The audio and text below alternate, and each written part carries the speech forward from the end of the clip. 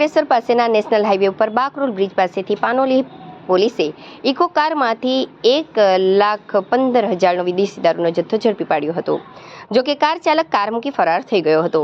પોલીસે કાર મળી 3,15,000નો મુદ્દામાલ કબજે કરી કાર ચાલકને વોન્ટેડ જાહેર કરી વધુ તપાસ હાથ ધરી છે.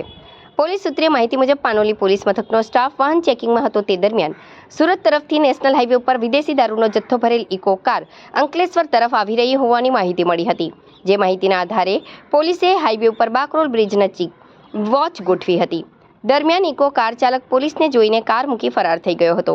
પોલીસે કારમાં તલાશી લેતા વિદેશી દારૂનો જથ્થો મળી આવ્યો હતો અને ₹1,15,000ની કિંમતના વિદેશી દારૂની 884 નંગ બોટલ અને 2 લાખની ઇકો કાર મળી કુલ ₹3,15,000નો મુદ્દામાલ કબજે કરી ઇકો કાર ચાલકને વોન્ટેડ જાહેર કરી તેનો વિરોધ ગુનો નોંધી વધુ તપાસ હાથ ધરી છે.